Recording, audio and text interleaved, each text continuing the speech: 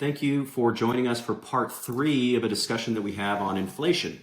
In the prior 2 videos, we had a conversation about both our inflation outlook and the implications of that outlook on asset classes.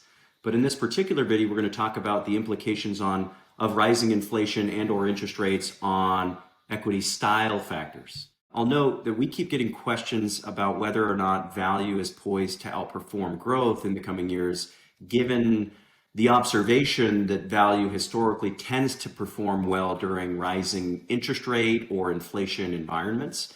So what's our take there? Well, it actually conforms with that research. Rising inflation environments and rising rate environments tend to be good for value stocks. Now, the linkage is not nearly as clear as the narrative. The narrative is that low interest rates help propel markets to high levels. Well, if that's true, why are the markets in Europe and Japan so much cheaper than in the US? Their rates are zero. Why were valuation multiples in the 1950s so much lower than today? We had similar interest rates in the 1950s. So that narrative doesn't really pan out. The other narrative is that falling rates and low inflation is good for growth stocks because you're discounting many years of future growth. And if the discount rate goes down, the value of that future growth goes up. It's all well and good, but historical evidence doesn't support that. The linkage is pretty neutral. There was a Federal Reserve study that showed that the inflationary link with value is a powerful one. A low inflation environment corresponds to value tending to underperform. Well, that was the decade of the 2010s. Moderate inflation, you tend to see value win by a small margin.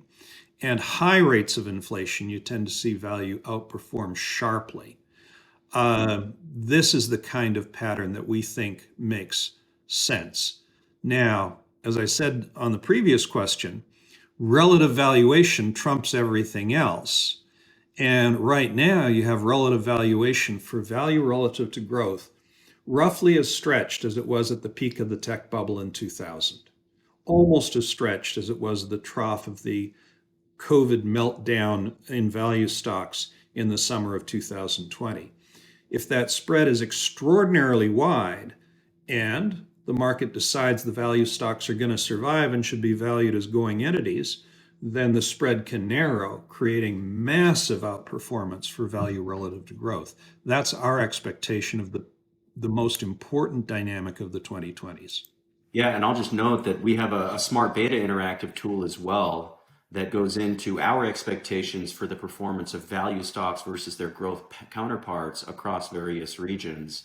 And value stocks within the emerging markets are poised to outperform by 7% per annum for the next 5 years. And that number is 8% in the US and 9% in developed markets for the next 5 years, compounded. So clearly that's a huge opportunity for value across the globe. But let me just finish this conversation with one last question. If you could choose a single asset class to allocate to before headed to a deserted island for the next decade, Rob, what would you own? Well, my short answer to that question is very simple. Emerging markets value is the cheapest opportunity in the marketplace today.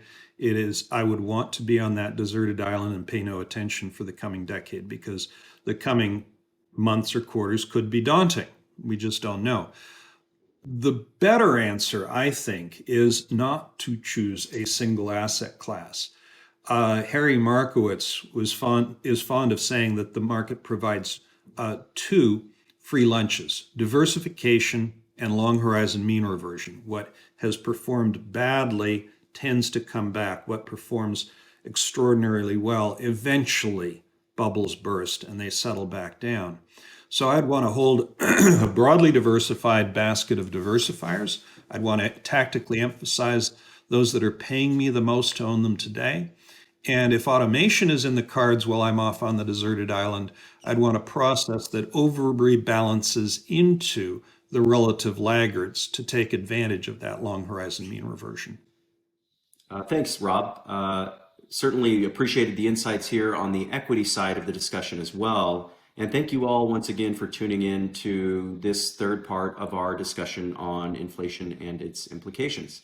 I'll note that we have a whole host of equity strategies that can take advantage of the possibility for value to outperform growth in the coming cycle across the globe. And that includes a roster of both smart beta and active equity solutions that are readily available for investment within either a mutual fund or an ETF format.